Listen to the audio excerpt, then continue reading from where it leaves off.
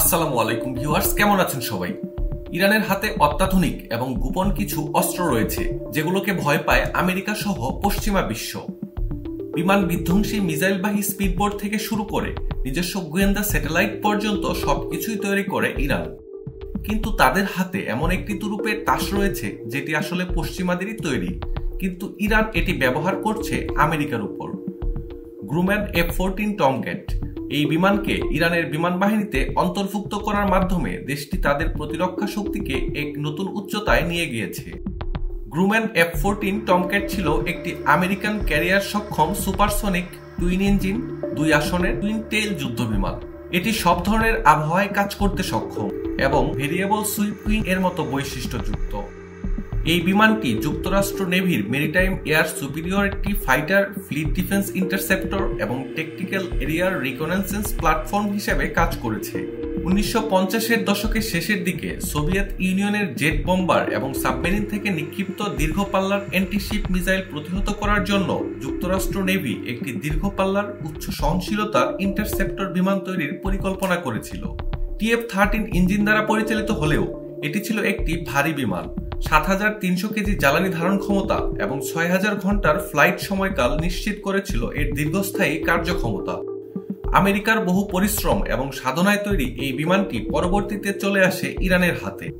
1976 সালে ইরানের তৎকালীন শাসক মোহাম্মদ রেজা শাহ পাহলভি আমেরিকা থেকে এই অত্যাধুনিক যুদ্ধ বিমানগুলি সংগ্রহ করেন। তৎকালীন সময়ে এটি বিশ্বের অন্যতম আধুনিক ও শক্তিশালী যুদ্ধবিমান হিসেবে পরিচিত ছিল। তবে 1979 সালের ইসলামিক বিপ্লবের পর ইরান আমেরিকার সম্পর্ক খারাপ হওয়ার কারণে বিমানগুলোর রক্ষণাবেক্ষণ এবং খুচরা যন্ত্রাংশ সংগ্রহে চ্যালেঞ্জ দেখা দেয়। ইরানের প্রতিরক্ষা বিশেষজ্ঞরা দেশীয় প্রযুক্তি এবং মেধার মাধ্যমে এই বিমানগুলোর কার্যক্ষমতা বজায় রাখতে সক্ষম হয়। ইরানের ইঞ্জিনিয়াররা স্থানীয়ভাবে বিভিন্ন খুচরা যন্ত্রাংশ তৈরি করেছেন এবং বিমানে নিয়মিত ওভারহোলিং পরিচালনা করেছেন।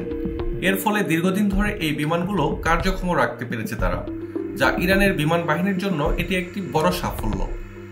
ইরানের F-14 টমক্যাট যুদ্ধ বিমানগুলোর প্রধান শক্তি হল এর দীর্ঘপাল্লার ফিনিক্স মিসাইল, যা 160 কিলোমিটারের বেশি দূরত্বে লক্ষ্যবস্তুতে আঘাত হানতে পারে। টমক্যাটের রাডার ব্যবস্থা অত্যন্ত উন্নত হওয়ার কারণে এটি শত্রুপক্ষের বিমানকে দ্রুত শনাক্ত করতে এবং আক্রমণ চালাতে সক্ষম। এছাড়া এর ম্যানোভারিং ক্ষমতা এবং উচ্চ গতিতে উড্ডয়নের ক্ষমতা যুদ্ধক্ষেত্রে একে অপ্রতিরোধ্য করে তোলে। ইসরায়েলি ও আমেরিকান বিমান বাহিনীর জন্য এই বিমানগুলো ভীতির কারণ হয়ে উঠেছে, বিশেষত এর কার্যক্ষমতার কারণে। F-14 টমক্যাট বিমান একাধিক যুদ্ধক্ষেত্রে সফলতার সাথে ব্যবহৃত হয়েছে। 1980 থেকে 1988 সালে ইরাক-ইরান যুদ্ধের সময় ইরানি F-14 বিমানগুলো উল্লেখযোগ্য ভূমিকা পালন করেছিল।